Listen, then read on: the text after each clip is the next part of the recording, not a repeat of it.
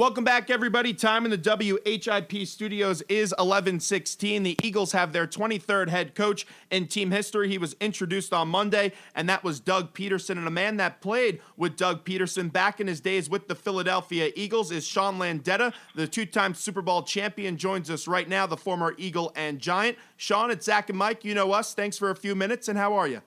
I'm doing well. Thanks for having me, guys. Well, thank you for coming on. So you were with Doug Pederson for a year, like I just mentioned. Tell me everything you need to know, both on and off the field, about Doug Pederson.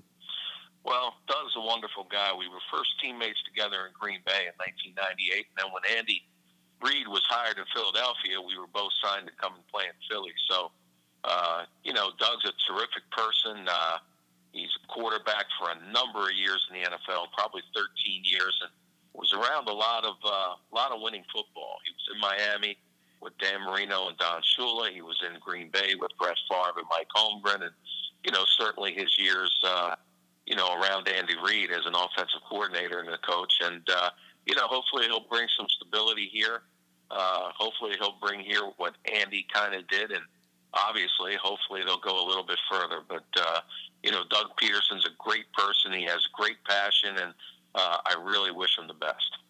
Really, with the Eagles right now, they need a big-time leader, someone that is the clear voice in that locker room. And with Chip Kelly, I don't think he was the best people person, clearly, as we've seen some of the reactions since Chip has been let go and is now with San Francisco. They really need a leader of men. Since you know him as a player, how do you think his leadership skills are, and how do they translate into being a head coach?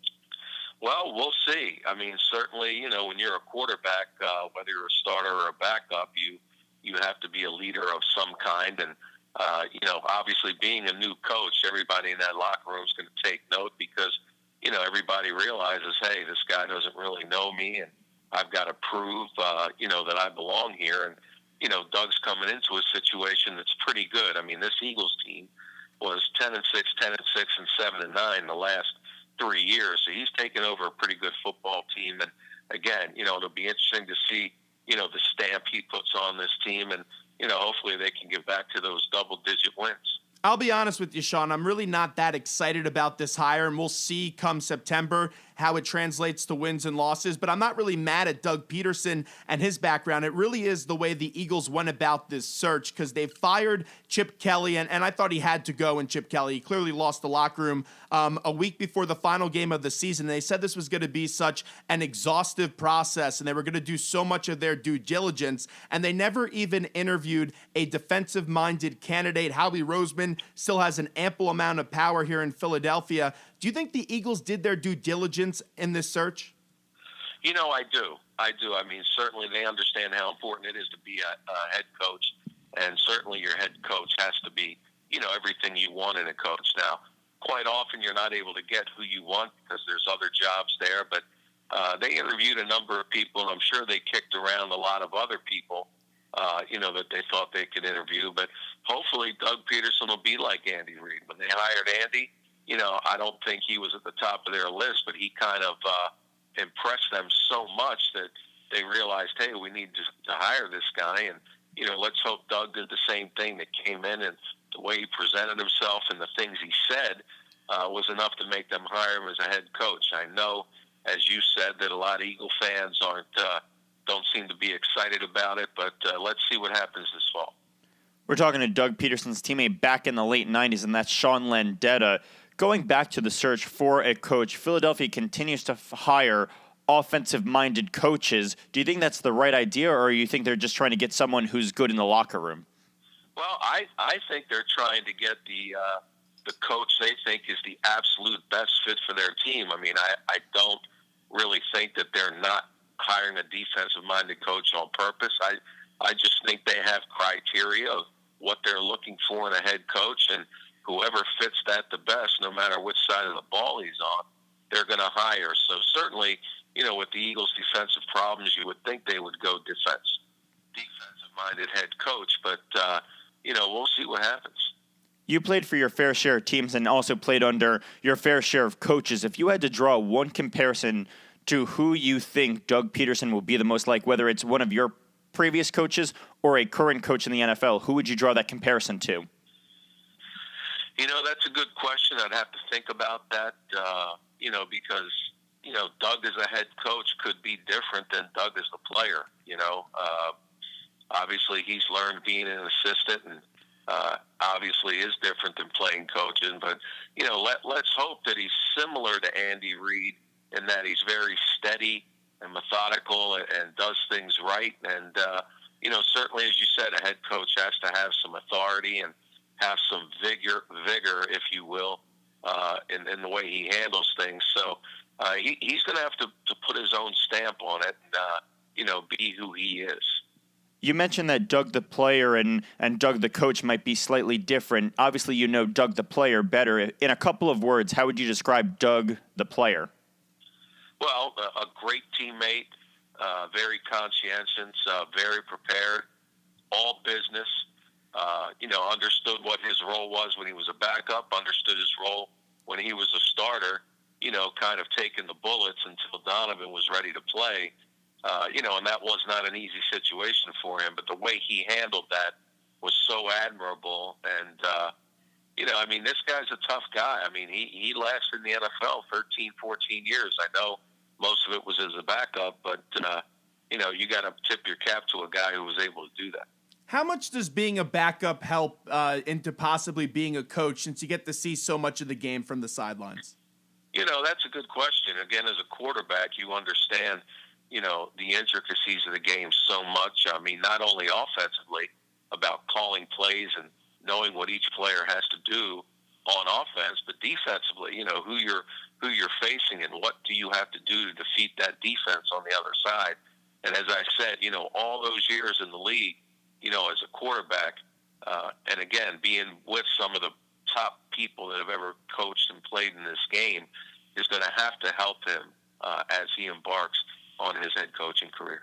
We're talking to Sean Landeta, and Sean, you know this. Everyone's going to compare him to Andy Reid because he comes from his tutelage. How does Doug Pederson try to create his own spin on this Eagles team so everyone doesn't think of Andy Reid when they think of Doug Pederson?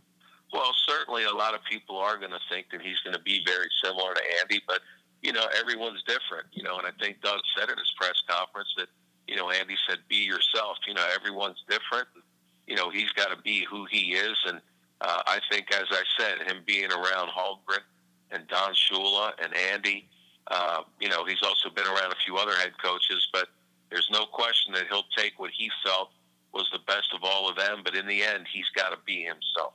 You need a quarterback to win in this league. Sam Bradford is a free agent. He called him a top-notch quarterback. That was Doug Pederson called Sam Bradford that in his press conference, but would not commit if he's going to bring Sam back. If you were the Eagles head coach, would you bring Sam Bradford back? Well, he's got to look at the tape. I think based on what he said, it makes you feel that Sam is good enough in his eyes to be his quarterback and want him back.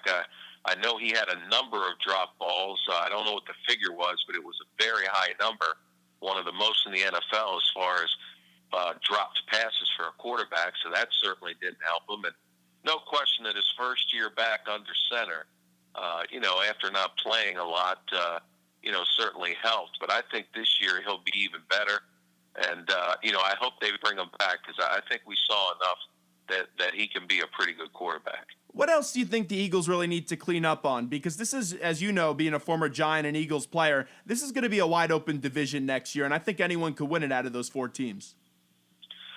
Well, they certainly can. As I said, the Eagles were 10-6, 10-6, 7-9, and they were very close to getting back to the playoffs again this year. The players that they have really just have to step up and perform. I think maybe Chip Kelly got hurt a little bit in that a lot of the players he had there didn't play the way he or all of us felt they would play. Players got to perform. Coaching is so important, but, these guys got to step up and do what they're supposed to do because, as you said, this is a wide-open division, and certainly if Dallas, reloads with their quarterback next year, they'll probably be a double-digit winning team, and what an opportunity for the Eagles, as you said, make their mark and be the best team in this division. One of those players that I think is really going to step up is going to be DeMarco Murray because let's just be honest, he just did not fit what Chip Kelly was trying to run, Sean.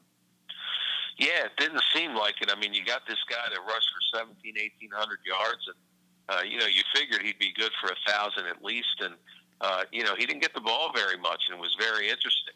It really didn't make sense. You let McCoy go, you got Murray, so you figured it'd kind of be an even switch, but it wasn't even close, and hopefully they realize, hey, DeMarco Murray, is a terrific running back, and we got to get this guy the ball 15 to 20 times a game because, there's no question he was a huge reason that the Cowboys were 12-4 2 years ago. Going back to Pederson's playing days, you mentioned earlier in this interview how it was a tough role for him to come into when he came to Philadelphia in the late 90s because he was really just there to take some bullets, as you had mentioned, for that rookie quarterback in Donovan McNabb and pave the way for him. When Pederson was in that role, did you see a leader or someone who was just going to be a journeyman and then, again, next year went to Cleveland after that? No, he handled that role very well. I mean, he knew coming in that, he basically was going to be the starter. And again, think how tough that is that you've been a backup. You have a chance to go somewhere to sign as a starting quarterback. And at the same time, that with the second pick of the draft, that team's going to draft a quarterback, so your time is limited there. But I think he handled it as good as anybody. And, the team the year before, I think, was 3-13, so it was a poor team. And he did the best with the situation he was in. Wrapping up with Zahn Landeta, who joins us. Experience is also big, and you have an inexperienced head coach, so you have to surround himself with a good staff. And I really do like the hire of the defensive coordinator in Jim Schwartz.